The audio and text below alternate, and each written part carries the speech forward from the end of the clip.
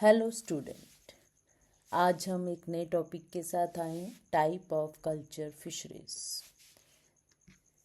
हमने कैप्चर और culture fisheries के बारे में पढ़ा था। कैप्चर फिशरी जो कि हमारा ट्रेडिशनल मेथड रहा था, जिसमें हम सिर्फ़ और सिर्फ हार्वेस्ट करते थे फिशेस को नेचुरल रिसोर्सेज से, वाटर रिसोर्सेज से।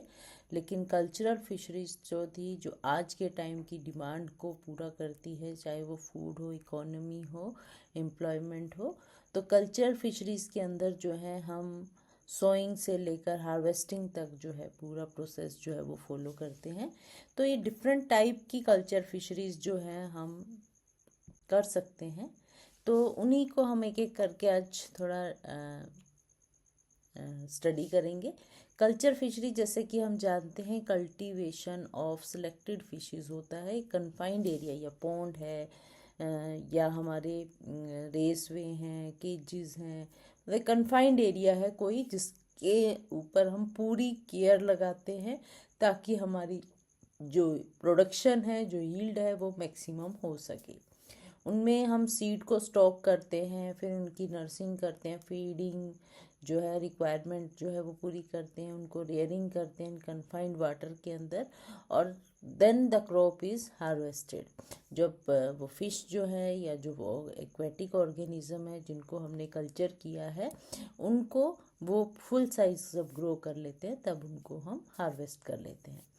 कल्चर टाइप जो किया जाता है वो पॉन्ड में हो सकता है, जिसमें कि फर्टिलाइज और सप्लीमेंट्री फीड जो है वो हम प्रोवाइड करते हैं फिश को, ताकि वो मैक्सिमम यील्ड जो है वो दे सके। कल्चर फिशरीज़ को हम फ़िश फार्मिंग या पीसी कल्चर के नाम से भी जानते हैं, और ये डिफरेंट टाइप की होती है, क्योंकि फ़िश फार्मिंग है या हमारा पीसी कल्चर है, वो एक तरह का एक्वा कल्चर रहता है। ठीक है, एक्वा कल्चर में हम मल्टीपल फिन और शेल फिशेस को ग्रो करते हैं, लेकिन यहाँ पर हम जब पीसी कल्चर की बात करते हैं तो हम फिशेस जो कि इकोनॉमिकली इम्पोर्टेंट फिशेस रहती हैं, उनकी कल्टीवेशन की बात करते हैं। तो डिपेंडिंग अपॉन द, ये डिफरेंट टाइप की हो सकती है। अब डिपेंड करता है कि हाइड्रोबायोलॉजिकल फीचर कि पर्टिकुलरली हम सैलाइनिटी को देखते हैं कि पानी का नेचर कैसा है। एक्वा कल्चर को हम डिवाइड कर सकते हैं फ्रेश वाटर में, ब्रैकिश वाटर के अंदर मेटाहेलाइन और पेरिकल्चर। सबसे ज़्यादा जो हम कल्चर में यूज़ किए करते हैं वो फ्रेश वाटर को जो है वो प्रेफर किया जाता है। Various type of culture practice जो है होती हैं एक पर्टिकुलर सेक्शन। अगर हम फ्रेश वाटर की आप देखेंगे, ये कल्चर मीडिया है जिसमें, अब आप देखिए फ्रेश वाटर कल्चर की बात करें तो फ्रेश वाटर कल्चर जो है सबसे ज़्यादा इकोनॉमिकली इम्पोर्टेंट ऑर्गेनिज्म को कल्चर करते हैं। ठीक है, ये बहुत छोटे छोटे इम्पाउंडमेंट होते हैं, किसी भी फॉर्म में हो सकते हैं। उनको हम देखते हैं, जैसे कंपोजिट फिश कल्चर है जिसको हम पॉली कल्चर या मिक्स्ड फिश कल्चर बोलते हैं, जिसमें जो फास्ट ग्रोइंग फिशेस होती हैं, कंपैटिबल फिशेस होती हैं, जो डिफरेंट फीडिंग हैबिट्स की होती हैं, उनको हम एक साथ जो है वो कल्चर कर लेते हैं। मोनोसेक्स के अंदर हम क्या करते हैं कि सेपरेट सेक्स ऑफ जो इंडिविजुअल स्पीसीज़ हैं उनको कल्चर किया जाता है, चाहे मेल या फीमेल जो भी डिज़ायर्ड हमारी सेक्स है उसको जो है हम कल्चर करते हैं, ताकि हमारी जो यील्ड है, जो हमारी प्रोडक्शन है, उसको हम बढ़ा सकें। जैसे टिलपिया एक एग्जाम्पल है इसमें। उसके बाद आती है मोनो स्पीसीज कल्चर। अब इसमें भी हम देख रहे हैं कि मोनो सिंगल स्पीसीज को हम कल्चर करते हैं। वही हमारी जो डिज़ायरेबल फ़िश है, जो हमारे पर्टिकुलर एरिया जिसके अंदर हम फ़िश फार्मिंग कर रहे हैं, वहाँ पर किस फ़िश की डिमांड है, उसी स्पेशल फ़िश को, उस स्पीसीज़ की फ़िश को जो है वो ग्रो करवाया जाता है। एक होता है जियोल फिश कल्चर। ये स्पेशल टाइप की कल्टीवेशन मेथड रहता है, जिसमें क्या करते हैं, जो एयर ब्रीदिंग फिशेस होती हैं, फिशेस जो एयर में ब्रीथ करती हैं। नॉर्मली हम देखते हैं फिश पानी के अंदर है तो गिल्स के द्वारा ब्रीदिंग करती हैं, लेकिन कुछ जो हैं वो एयर में भी जो है वो ब्रीथ करती हैं। और ये शैलो वाटर बॉडी के अंदर जो है, जहाँ पर पुअर ऑक्सीजन कंटेंट होता है, क्योंकि पानी बहुत शैलो रहता है, ऑक्सीजन जो है उनके अंदर प्रॉपर नहीं रहती है, ऐसी फिशेस, ऐसी जगह पर, ऐसे वाटर कंटेंट के अंदर हम एयर ब्रीदिंग फिशेस का कल्टीवेशन करते हैं, जिसमें चन्ना है, क्लारियस है, हेट्रोपनियोस्टीज हैं, जिसको स्टिंग कैट फिश बोलते हैं, जो कि इन सच कंडीशन में शैलो वाटर, लो ऑक्सीजन कंटेंट वाले जगह पर अपने आप को एग्जिस्ट करवा सकती हैं। तो यहाँ पर इनकी हम जो कल्टीवेशन है या कल्चर है या फार्मिंग जो है कर सकते हैं। फिर आता है प्रीडेटर प्रे कल्चर। ये प्रीडेटर प्रे कल्चर, जिसके अंदर मुरल या टिल्पिया कल्चर जो है वो देखा जाता है, जो कि शैलो वाटर के अंदर होता है या स्वाम्पी एरिया के अंदर है, जहाँ पर वही पानी में ऑक्सीजन कम रहती है। वहाँ पर क्या होता है कि जो प्रीडेटर फिश है, जैसे मुरल्स हैं, ये क्या है, प्रीडेटर फिश हैं, बड़ी फिश होती हैं।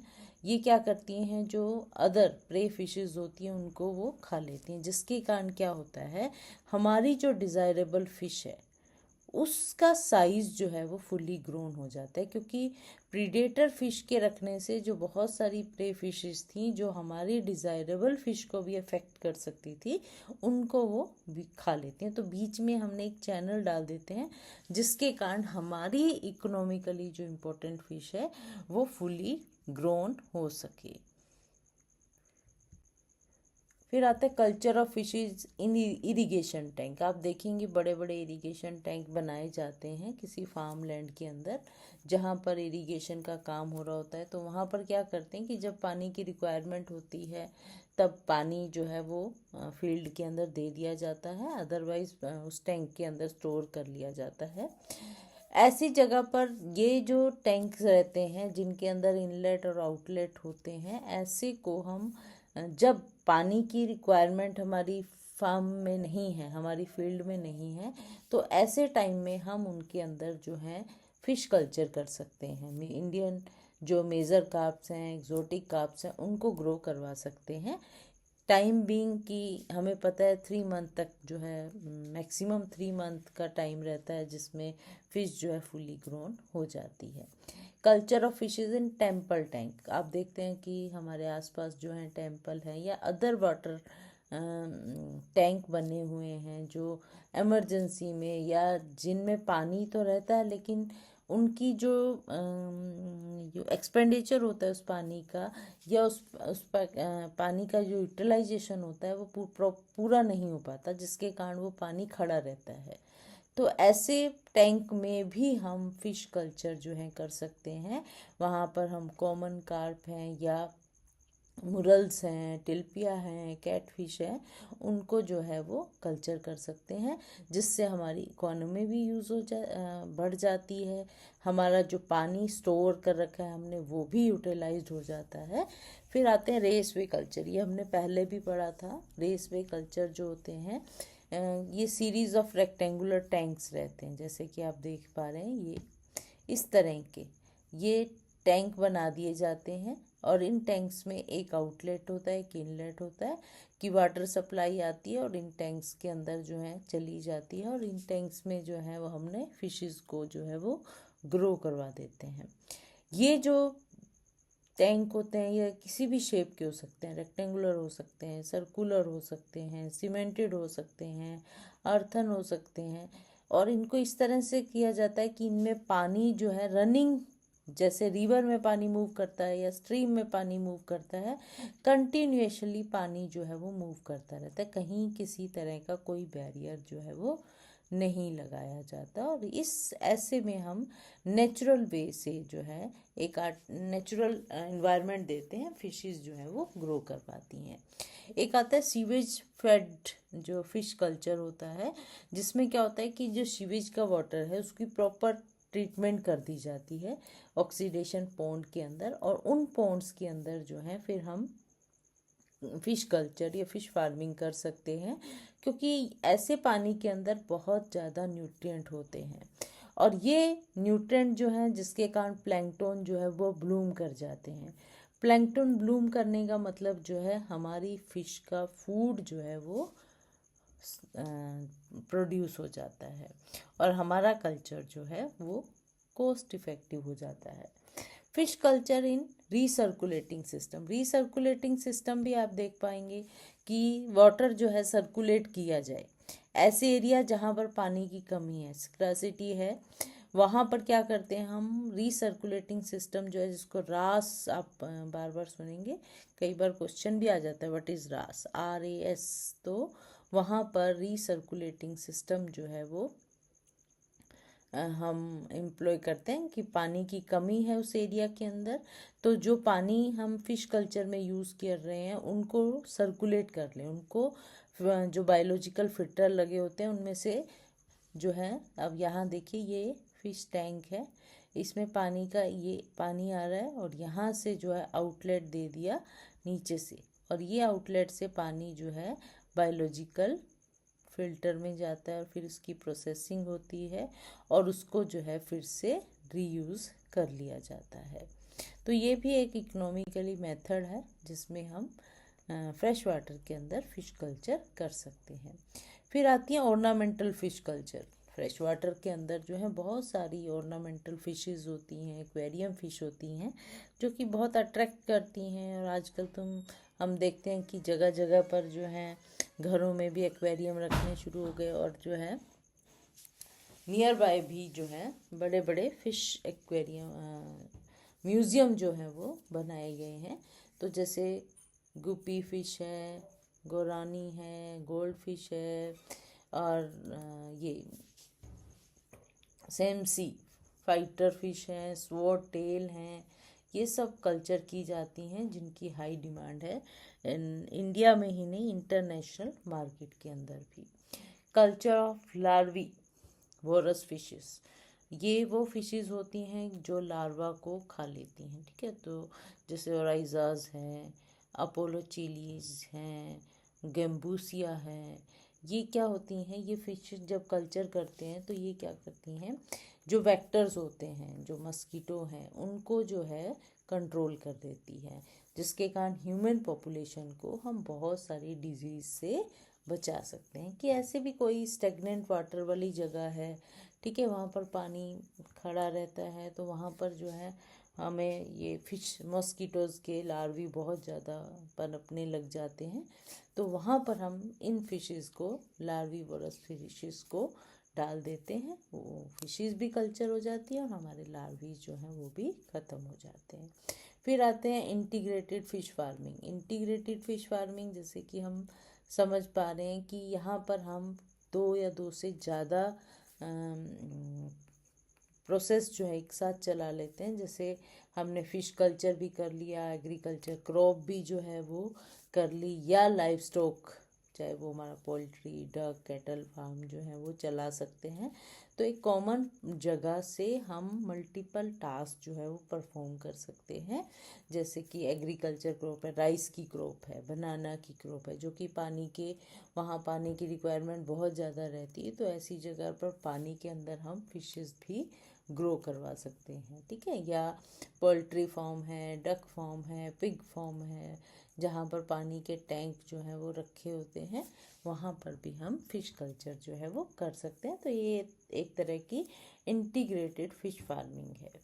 फिर आती है कल्चर ऑफ स्पोर्ट फिशेस। ये भी बहुत आजकल फेमस है। लोग बड़े बड़े कोस्टल एरिया के अंदर जाते हैं और वहाँ पर जो है इंटरटेनमेंट के लिए वो स्पोर्ट फिश जो है उनको यूज़ करते हैं। तो कोल्ड वाटर की जो स्पोर्ट फिश है, जैसे ट्राउट है, सालमन है, उनको कल्चर इसीलिए किया जाता है क्योंकि वो उनकी स्पोर्ट वैल्यू है। जैसे हाई एल्टीट्यूड में जाएंगे हम, हिमाचल प्रदेश, कश्मीर, कोडेकनाल, वहाँ पर क्या होता है, इन फिशेस को ग्रो करवाया जाता है और जो भी टूरिस्ट आते हैं वो इनके साथ जो है अपना गेमिंग जो है वो करते हैं। Culture of plankton and other fish food organism, ये जो कल्चर होता है इसमें जो प्रोटीन रिच लाइव फिशेस होती हैं उनका, जैसे प्लैंकटन है, क्लेडोसिरान है, रोटिफर्स हैं, कॉपपोड्स हैं या ट्यूबिफेक्स वॉर्म्स हैं, उनकी जो है ऑर्गेनिज्म की जो है मास कल्चरिंग की जाती हैं, क्योंकि वो बहुत ही एसेंशियल होती हैं for growing larvae of fin fishes and shell fishes in culture system.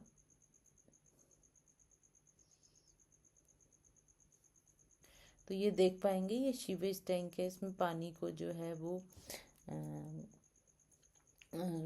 Purify किया जाता है। ऑक्सीडेशन टैंक रहता है जिसके अंदर जो है फिशेस को ग्रो करवाया जा सकता है। ये आप देखेंगे एक्वेरियम की फिशेस हैं, कलरफुल फिशेस रहती हैं, ऑर्नामेंटल फिशेस, इनका भी कल्चर किया जा सकता है। ये स्पोर्ट फिश है, ठीक है। इनको भी जो है, क्योंकि बहुत सारे जो टूरिस्ट हैं वो इन चीज़ों में इंटरेस्टेड रहते हैं, तो वो स्पोर्ट फिशेस के ऊपर जो है अपना यूज़ करते हैं, टाइम स्पेंड करते हैं। तो उसके बाद ये तो जितना हमने पढ़ा ये फ्रेश वाटर फिशरीज़ के ऊपर था कि फ्रेश वाटर कल्चर फिशरी कितनी डिफरेंट टाइप की हो सकती हैं। अब ब्रैकिश वाटर एक्वाकल्चर जो होता है, जिसको हम कोस्टल एक्वाकल्चर के नाम से भी जानते हैं, ये कोस्टल एरिया के अंदर जहाँ पर कोई जो स्ट्रीम है या रिवर जो है वो सी के साथ जब मीट करती है, तो वहाँ पर एक पर्टिकुलर एरिया जहाँ पर ट्रांजिशन जोन है, जहाँ पर रिवर का पानी, फ्रेश वाटर और सी का मेरीन वाटर जो है वो मिक्स होता है, उसको ब्रैकिश वाटर जो है वो कहते हैं। तो ब्रैकिश वाटर के अंदर जो है ऑक्सीजन और प्लैंकटन बहुत, ब्रैकिश वाटर जो होता है सबसे ज़्यादा यूँ कह सकते हैं वाटर प्रेफरेबल वाटर होता है, चाहे वो प्लैंकटन की ग्रोथ होनी हो, फिश की ग्रोथ होनी हो, तो वो सबसे ज़्यादा प्रेफर किया जाता है, क्योंकि उसके अंदर ऑक्सीजन का कंटेंट, प्लैंकटन जो है वो बहुत ज़्यादा होते हैं। ब्रैकिश वाटर ऑर्गेनिज्म जैसे मिल्क फिश है, जिसको चाइनोज फिश बोलते हैं, मुगिल्स हैं, प्रॉन्स हैं, मसल्स हैं, उनको कल्चर किया जाता है, ताकि चाहे वो टाइडल पोन्ड्स बना दिए जाते हैं उस ब्रैकिश वाटर के अंदर, या पेन्स क्रिएट कर दिए जाते हैं, या केजेस बना दी जाती हैं, या रैक, राफ्ट, रोप, डिफरेंट वे से जो है हम उनको कल्चर कर सकते हैं। मैंग्रोव स्क्रैब्स हैं, ये स्काइला सिरेटास हैं, ये आल्सो कल्चर किए जाते हैं शैलो ब्रैकिश वाटर के अंदर, जहाँ पर क्या करते हैं कि बम्बो के केज कंस्ट्रक्ट कर दिए जाते हैं। फिर आता है मैरी कल्चर, जिसको हम मैरीन कल्चर भी बोल सकते हैं। तो मैरीन कल्चर के अंदर इंडिया में हमें पता है बहुत लॉन्ग कोस्टल ओपन सी एरिया है, जहाँ पर बहुत स्कोप है फिश कल्चरिंग का, चाहे वो फिन फिशेस हैं, चाहे वो शेल फिशेस हैं। अब यहाँ पर क्या है, जब कल्चर ऑफ फिश किया जाता है, या प्रॉन या लोबस्टर फ्लोटिंग, वहाँ पर हम स्पेशल टाइप के केज रहते हैं जिनको फ्लोटिंग केज करते हैं, उनको यूज़ करते हैं।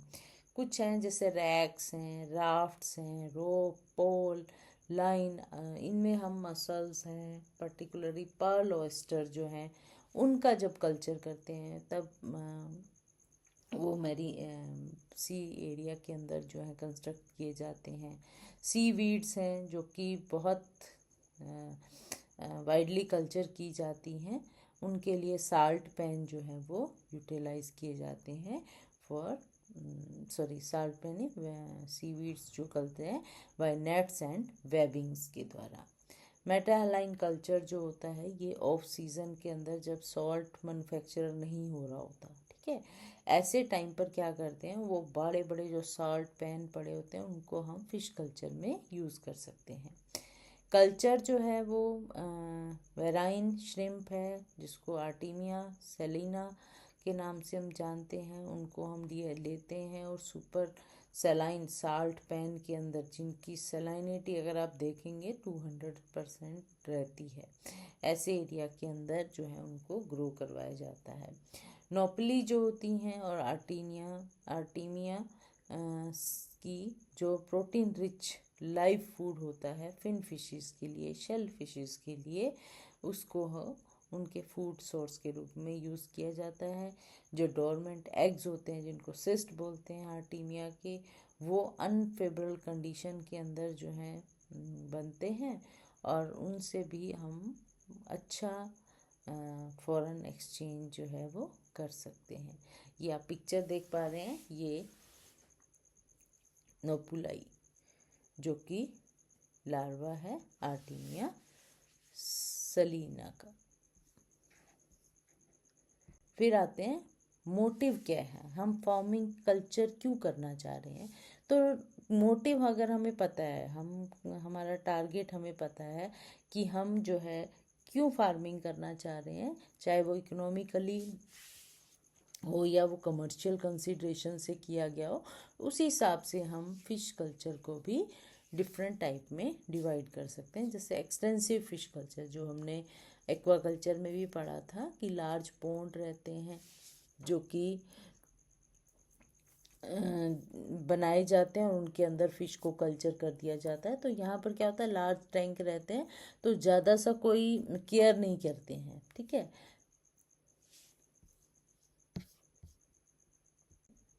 कि हमारा ऑपरेशन क्या है, टेक्निक क्या हम यूज़ कर रहे हैं। तो वेरियस ऑपरेशनल टेक्निक यूज़ की जाती हैं। जैसे पोंड्स हैं, पोंड्स को कंस्ट्रक्ट करें, चाहे वो सीमेंटेड हो या अदर मटेरियल के हों। पोंड कल्चर के ऊपर हम एक पूरा टॉपिक जो है स्टडी करेंगे इन फ्यूचर में। तो इसमें आते हैं केज कल्चर। केज जैसे तुम नाम से समझ रहे, पिंजरा है, ठीक है। एक ऐसा पिंजरा बना दिया जाता है जो चारों तरफ से कवर्ड रहता है। कवर्ड इन द सेंस वो कोई सीमेंटेड नहीं होता है, वो स्पेशल मटेरियल से बना होता है। तो कल्चर की जाती है फिशेस, जिसमें एक सेक्शन ऑफ वाटर के अंदर रहता है, और इसमें जो फ्लोइंग रिवर है उसमें या बिग जो इम्पाउंडमेंट्स हैं वहाँ पर ये केज जो है वो लगाए जाते हैं। फिश को इन केज के अंदर रखा जाता है, और ये केज जो है गैल्वेनाइज स्टील वायर फ्रेम से बने होते हैं, नाइलॉन के मैशेस होते हैं, बैम्बो का फ्रेम हो सकता है, स्प्लिट बैम्बो मैट हो सकता है उनके अंदर। और जिसके कारण क्या होता है, सिर्फ पानी जो है वो बाहर से अंदर, अंदर से बाहर जा सकता है, बाकी और किसी चीज़ का एक्सचेंज जो है वो नहीं होता है वहाँ पर। और ये केज जो है वेरियस साइज और वेरियस शेप के जो हैं वो देखने को मिलते हैं। अगर एक केज की आप कॉमनली यूज साइज जो होता है वो 10 स्क्वायर मीटर का रहता है। केज जो है फ्लोटिंग केज हो सकते हैं कि पानी के अंदर, आप देखेंगे ये पिक्चर में ये फ्लोटिंग टाइप के हैं कि ऐसा केज बनाया जाता है जिसको पानी के ऊपर छोड़ देते हैं और वो फ्लोट करता रहता है। फिक्स्ड केज भी होते हैं जिनको केज को जो है बॉटम के अंदर जो है फिक्स कर दिया जाता है। कुछ सबमर्ज्ड होते, कुछ को क्या करते हैं इस तरह से लगाते हैं कि वो आधा पानी से बाहर रहता है और आधा पानी के अंदर रहता है।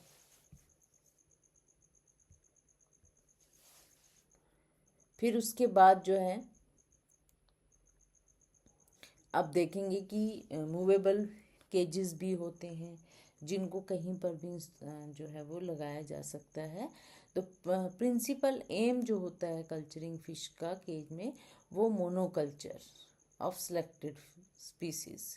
केज कल्चर जो है सबसे पहले कंबोडिया के अंदर जो है वो स्टार्ट किया गया था। इंडिया के अंदर 1980s के अंदर जो है वो केज कल्चर का यूज़ हुआ था, प्रैक्टिस की गई थी उसकी। केज कल्चर जो है वो एक तरह से बूम का काम करते हैं, treating and using reusing large quantity of waste water. जो वाटर वेस्ट जा रहा था वहाँ पर हम क्या करते हैं, केज जो है वो लगा लेते हैं, और वो मूवेबल भी हो सकते हैं, फिक्स्ड भी हो सकते हैं, फ्लोटिंग भी हो सकते हैं, और हम मैक्सिमम रीयूज जो है वाटर का कर सकते हैं। एयर ब्रीदिंग फिशेस हैं, एनाबस है, चना है, क्लेरियस है, इनको हम केज कल्चर के प्रैक्टिस के अंदर प्रेफर करते हैं। फिर आता है advantages and disadvantage. Cage culture की क्या एडवांटेज।